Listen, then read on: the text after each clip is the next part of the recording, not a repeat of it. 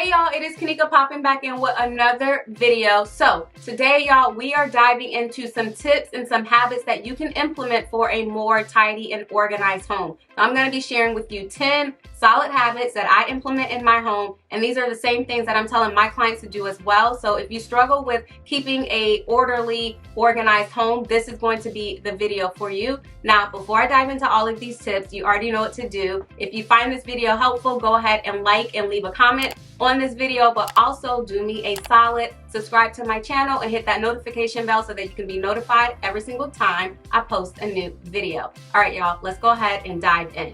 Now, if you are new here, I'm a professional organizer. I literally live and breathe this stuff. So the habits I'm gonna share with you in this video, they are bound to work if you work to create the habits for yourself. Now, number one, the thing that I want you to really focus on is to schedule time to tidy up different spaces in your home. That is going to be the very first thing that you can start implementing literally today, is to schedule time. This time does not have to be, a lot of time. You don't have to schedule an entire 2-3 hours. 30 minutes is sufficient. However, you have to get it on your calendar every single day. Schedule time to tidy is going to really help you in terms of keeping or creating a more tidy and organized home. That's going to be the very first thing. So like I've already mentioned, 30 minutes a day is sufficient when you are trying to tidy up different spaces in your home.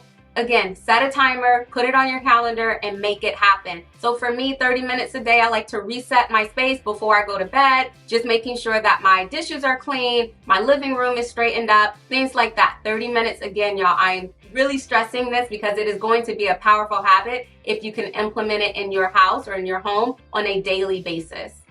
Okay, habit 2 is to keep your categories together. Keep like items together. So categorize the things that you own, but then make sure that those things are kept together. So for instance, if you are looking for a specific cord, if you have all of your cords together in one place, your recall is going to be very helpful. You're going to know you need to look in a particular bin or drawer for the cords because that's where you keep all of your cords. So again, when you're thinking about having a tidy and organized home, making sure that all like items are paired together, are organized together, is going to be really helpful. And that's a fairly simple habit to create to ensure that your space is well organized. Habit number 3, y'all.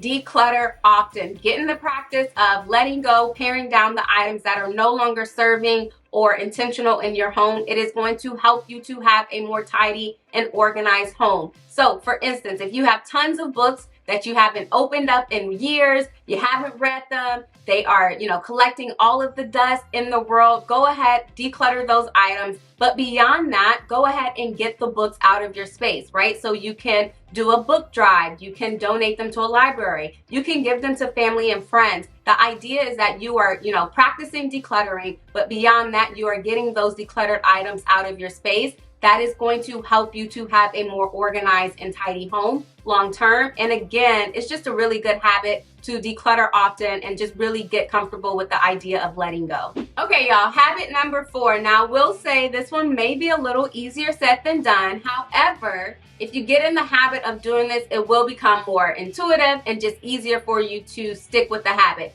And that is to reset your spaces as soon as you're done using it. Now, y'all, when I was in college, you get dressed, getting ready to go to the club or go out with your friends, and I would try on all of these clothes, and guess what I would do? I would literally leave them on the bed, leave them on the floor, wherever they ended up, and I would just go have my fun, and then come back the next morning. Now I have to tidy up the mess that I left the night before. However, if you get in a really good habit of just resetting your space before you move on to the next thing, you're, really helping yourself to have a more organized and tidy space or home. So with that same example, if you're going to try on all these clothes, the clothes that you decide not to wear need to go back on the hanger before you go out. They need to be folded and put back in the drawers so that you're not creating a bigger mess for you to tend to when you get back home the next day. So that is the habit. Again, I know it's easier said than done. It may feel like, girl, I don't have time for this. Let me just tackle it when I get back. But it is a very productive habit to just get things done when you have the capacity to get them done and not push it off until later. So habit number 4, reset as soon as you're done using things. You will thank yourself later, I promise. So get this habit under control, y'all. Habit number 5, make sure that everything in your home has a home. It needs to have its own dedicated place to be. That's going to ensure that you're having a tidy and organized home, right? That everything is intentional because you have thought out where this thing is going to live in your home. If you have something, tons of things in your home that don't have dedicated places to be, that's how you end up with the clutter. That's how you end up with the messy, overwhelming homes because everything in your space is not intentional. So ensuring that everything has a dedicated place to be, you can ensure that everything in your home is intentional. You've thought about it, you've thought about the placement, and you've thought about how to keep your home tidy and organized. So that is going to be the habit. I know that, some of these sound very easier said than done. However, it is a practice of just getting in good routine, getting in good practice of being intentional about your things. And that is how you can have a more organized and tidy living environment. All right, y'all, so we've made it through 5 of the habits thus far. Now, I'm curious to know which of these habits do you think is going to be the most challenging for you to implement on a daily basis? Let's go ahead and discuss it down below. Habit number 6 is to ensure that you're just being intentional about the things that you welcome into your home, the things that you allow to stay in your home. Your home should be intentional. So if someone is trying to give you something that is not going to serve you, it's not something that you love or that you actually want, then you know it's not an intentional item. So you say no thank you to that thing, right? Be very intentional about what you are welcoming into your space. So all of the aimless shopping, just going out to Target to buy all of the things when you haven't really thought about the intentionality of that item is going to lead you to an overwhelmed and disorganized home. So the idea here is to just be intentional. Everything should be servicing you. Everything should be intentional. Everything should be something that you absolutely love, use, and want in your home. That's how you can ensure that you're having a tidy and organized home. So habit here, work to be more intentional about the things that you welcome and allow to stay in your home.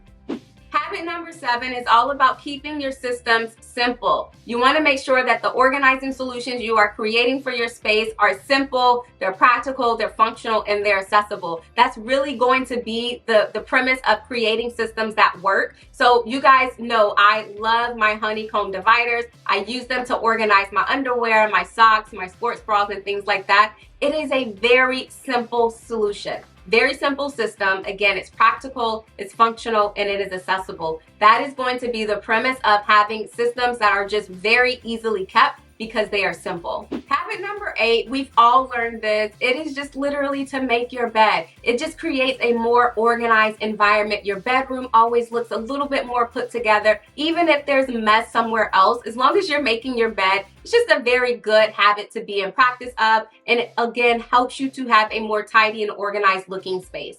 Habit number 9 is to stay on top of the paper. Y'all, we all know paper just accumulates very quickly.